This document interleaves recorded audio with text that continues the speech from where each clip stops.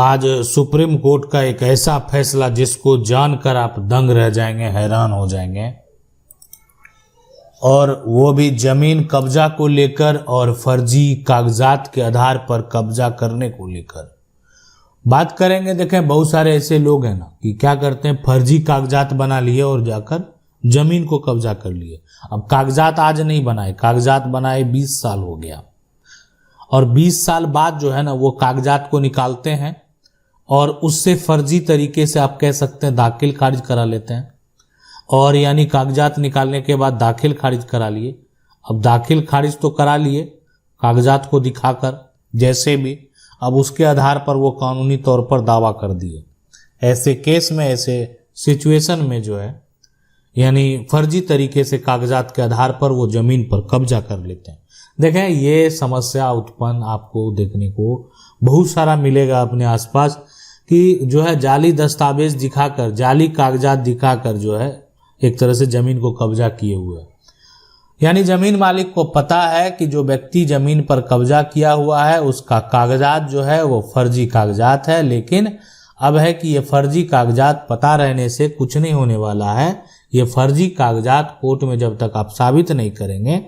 इसलिए कि एक फर्जी कागजात के आधार पर जो दाखिल खारिज कराया गया वो एक तरह से सही तरीके से जो एक तरह गवर्नमेंट रिकॉर्ड है उसमें एंट्री किया गया और आपके लिए ये फर्जी दाखिल होगा।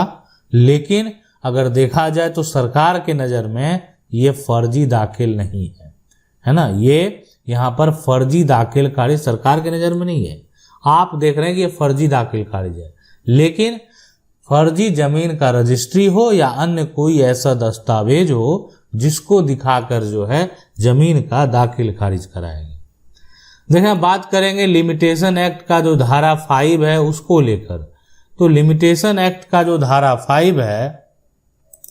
अब उसी को लेकर देखें कानून भी है। अब लिमिटेशन एक्ट का जो सेक्शन 5 है, धारा 5 है, अगर इसकी बात करें यानी हिंदी में अगर बात करें तो ये है यहाँ पर भारतीय सीमा अधिनियम। अब सीमा अधिनियम का जो कानून है इसमें जो 1963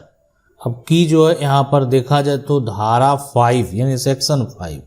ये है कि देखें विलम्ब से संबंधित। अब कोई काम करने के लिए अगर आप विलम्ब हो जाते हैं तो अब आप क्या करते हैं, एक मतलब निर्धारित तय समय सीमा दिया गया है कि कब आपको केस फाइल करना चाहिए। लेकिन यहाँ पर कुछ ऐसा भी नियम है जहाँ पर जो है आवेदक को एक अपील जो है करने का और कह सकते हैं माफ़ कर सकती है, देरी को माफ़ कर सकती है, और ये अधिकार प्राप्त है। अगर इसके तहत जो आप जाएंगे तो फिर आवेदन आप दायर कर सकते हैं और अपील कर सकते हैं कि विलम्ब के लिए माफ़ी चाहेंगे और उसका कारण भी आपको स्पष्ट करना होगा। कि बहुत सारे देखें कारण होते हैं, लोगों को पता नहीं था, कागजात बाद में निकाला, बहुत सारे कारण होते हैं, और बाद में ज़मीन को कब्जा कर लिया, या ये कह सकते हैं पता था लेकिन किसी कारणवश जो है एक तरह से समस्या से जूझ रहे थे, या कह सकते हैं पैसे उतने नहीं थे जो कोर्ट में जाकर केस फाइल कर देते, वकील जो है उनका फीस दे देते। तो इसलिए ये भी बहुत सारे कारण होते हैं। तो इसलिए ये जो अधिकार है ये उन लोगों को अधिकार है कि अगर देखें आप केस करने में लेट हो गए, मतलब अगर इस तरह का समस्या से जूझ रहे हैं लेकिन उस पर एक तरह से एक्शन नहीं ले पाए, तो फिर भी आप जो है कोर्ट में जा सकते हैं। आप इसको ऐसे समझ सकते हैं कि यहाँ पर जो है मनोज क्या हुआ कि मनोज को था कि ये एक तरह से इसको अपील करना था फैसला का खिलाफ, जो है ना फैसला का एक तरह से खिलाफ जो है यहाँ पर खिलाफ अपील दायर करना था कोर्ट में। अब मान लेते हैं कहीं से फैसला आया, एक तय समय सीमा के भीतर आप अपील दायर करेंगे। अब फैसला के खिलाफ अपील दायर करना था लेकिन मनोज नहीं किया, तो मनोज नहीं किया तो इसका मतलब क्या हुआ, क्यों नहीं किया, तो मनोज जो है ना हो सकता है बीमार हो गया हो, है ना, बीमार हो गया, या अन्य ऐसा कारण है जिसमें मनोज फंस चुका है। तो जो कारण आप बताएंगे ना वो कारण बताने के बाद जो है यानी उसको साबित भी करना होगा। अगर आप ये साबित कर देते हैं कि आप बीमार थे तो लिमिटेशन एक्ट जो है सेक्शन 5 के तहत जो है यानी अब आप मुकदमा जो है वो दायर कर सकते हैं। यानी आपके पास ये एक तरह से आपको कोर्ट के द्वारा जो है वो माफी दिया जा सकता है, उस पर विचार किया जा सकता है। इसलिए जो धारा 5 है इसका एक तरह से कह सकते हैं कि मुख्य उद्देश्य जो है वो यही है कि अगर कोई भी व्यक्ति तय समय सीमा के अंदर जो है अपना अपील दायर नहीं कर सके तो उनको आगे का जो है मौका दिया जा सके, उनको एक तरह से उनके सिचुएशन को देखा जा सके, उनके सिचुएशन को समझा जा सके ताकि आगे अपील हो सके। अब बात करेंगे कुछ सुप्रीम कोर्ट के फैसले की। तो आखिर कोर्ट ने क्या फैसला दिया इसको लेकर ये भी जानना आपके लिए बेहद जरूरी है। अब ये जो सुप्रीम कोर्ट का फैसला है, यानी सुप्रीम कोर्ट ने जो फैसला दिया है, अब ये फैसला यानी किसके बीच में विवाद हुआ, तो विवाद यहाँ पर जो है उसका नाम है आरबी रामलिंगम बनाम, यानी जिसके बीच में विवाद हुआ उसका नाम है आरबी भवानी। अब देखें ये दोनों का बीच का विवाद है, यानी वो भी लिमिटेशन एक्ट जो है सेक्शन 5 को लेकर। अब यहाँ पर इस फैसले में, इस जजमेंट में सुप्रीम कोर्ट का भी यही कहना है कि देखें जो भी याचिका करता है, ठीक है, अब याचिकाकर्ता के द्वारा क्या हुआ कि अब उनके द्वारा जो आवेदन दिया गया इसीलिए कि अभी उनको अपील करने में, यानी केस जो फैसला है उसके विरुद्ध अपील करने में उनको जो है एक तरह से समय लग गया, यानी लेट हो गए वो, और यानी वो समय सीमा से बाहर हो गए। जो समय सीमा है, समय सीमा से वो बाहर हो गए, इसलिए वो एक तरह से कह सकते हैं माफ़ी के साथ साथ जो है वो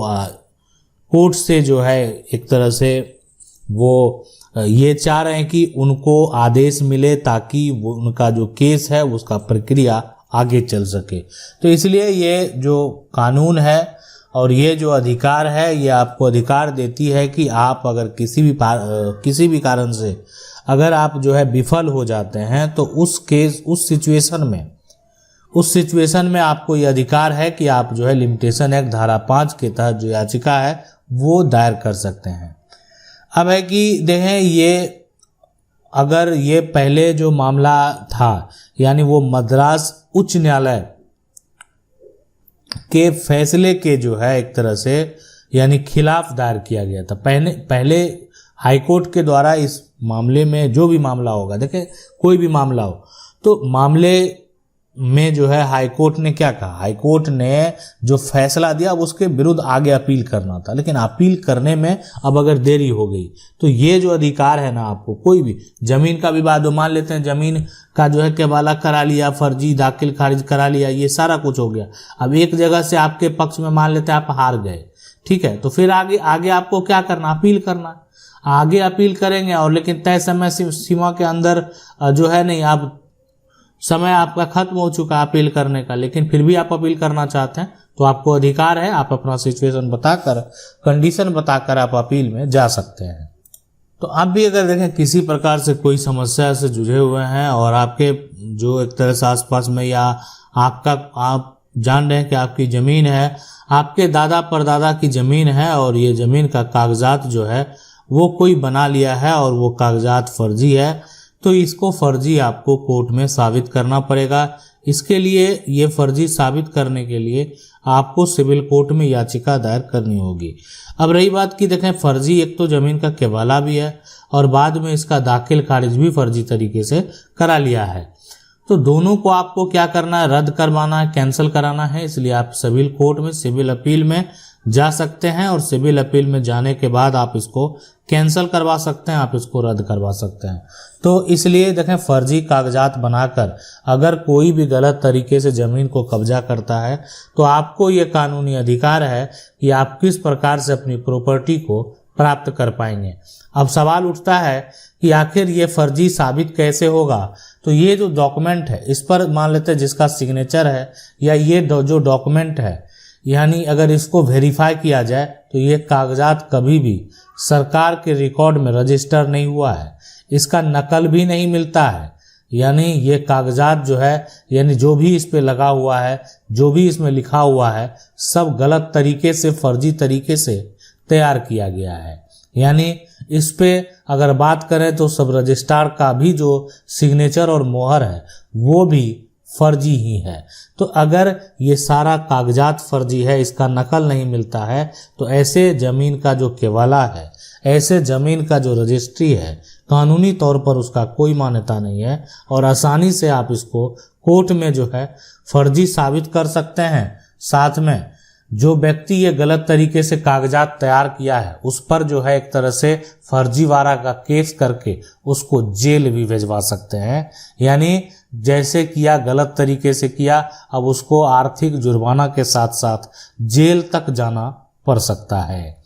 आशा करते हैं वीडियो अच्छा लगा होगा। वीडियो को लाइक जरूर कर दें, चैनल को पहली बार देख रहे हैं सब्सक्राइब करके जो बेल आइकन है उसको जरूर दबा लें। मिलते हैं अगले वीडियो में, तब तक के लिए जय हिंद।